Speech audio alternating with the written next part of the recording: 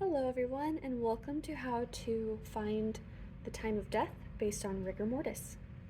Rigor mortis happens in a fairly linear fashion, meaning that it's pretty predictable how fast it's going to go through rigor mortis and when rigor mortis is going to go away.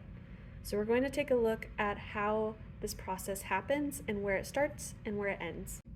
So in the beginning of rigor mortis, we're going to use yellow to represent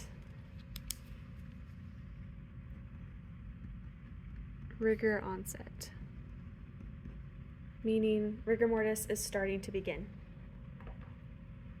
Eventually, it's going to go away, so I'm going to use a light blue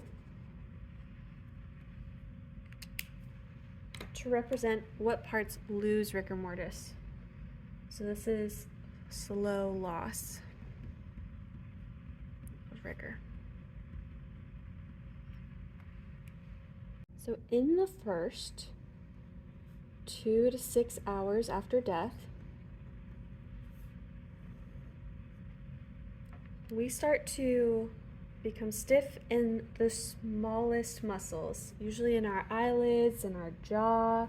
So I'm just going to make the whole head yellow. After about 2 hours, the center of the body starts to stiffen. So it's moving down to the center.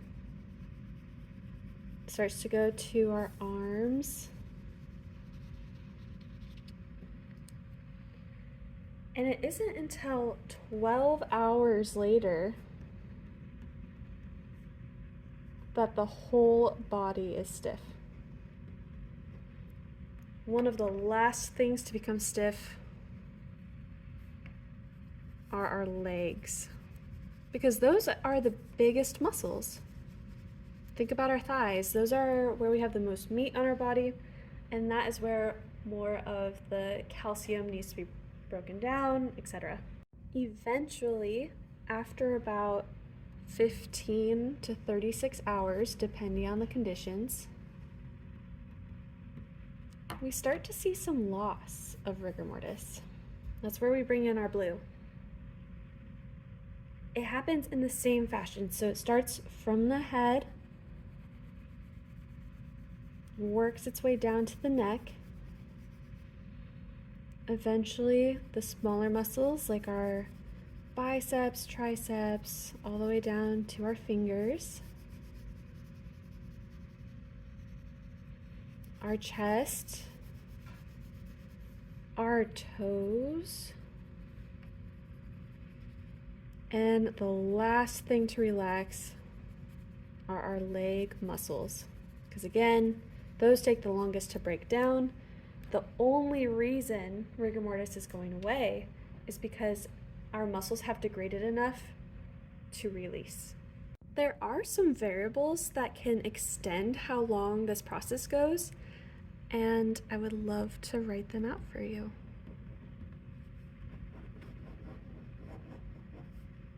So some variables that can affect how quickly this sets on or how slowly it goes is ambient temperature. That's one of them. That's like the room temperature, the body temperature. Where are we at? Are we outside? Are we inside? Is it hot? Is it cold? What's going on?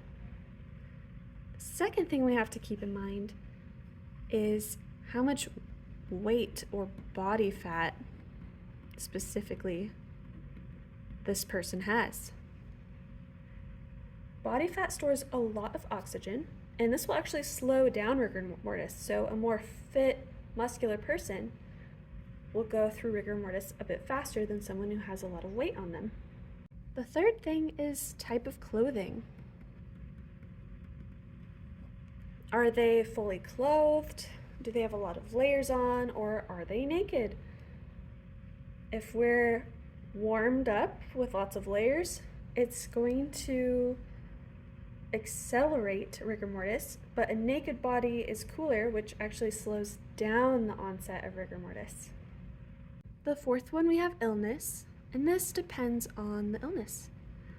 Most often, when we're sick, we get a fever, our body temperature rises. That would increase the onset of rigor mortis. But there are some illnesses, like hypothermia, that decrease our internal body temperature, which would slow the onset of rigor mortis. The fifth one we have is physical activity.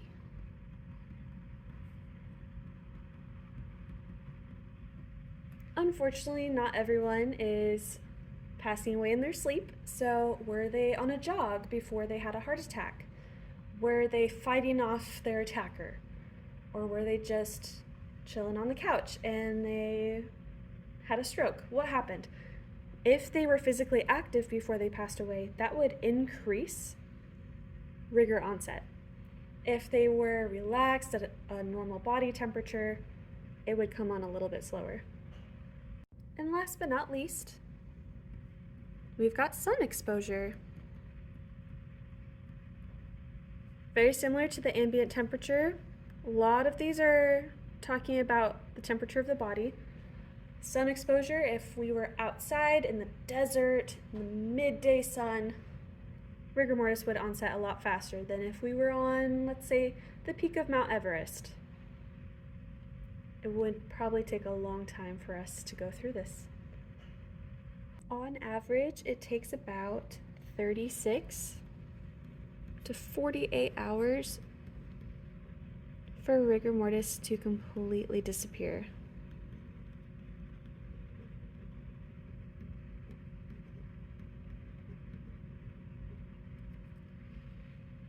This, of course, is based on those variables and their environment.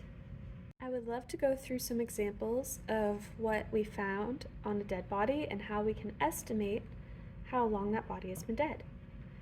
So let's say only the head is stiff. The eyes are wide open, the jaw's wide open. What's going on? Everything else is relaxed. We can estimate that they've been dead for 2 to 6 hours. Let's say the opposite happens. The rest of the body is stiff, but only the head is relaxed. We can assume that the body's been dead 15 to 36 hours because that's when we start to lose rigor mortis.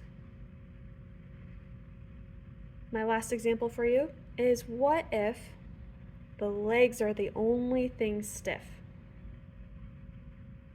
We know that the legs are the last things to relax, so they've probably been dead for 36 to 48 hours. I hope this helps. By the end of this video, you should be able to understand how rigor mortis sets in and goes away, and what variables may change the time of death. If you have any questions, please feel free to watch this video again and/or contact me.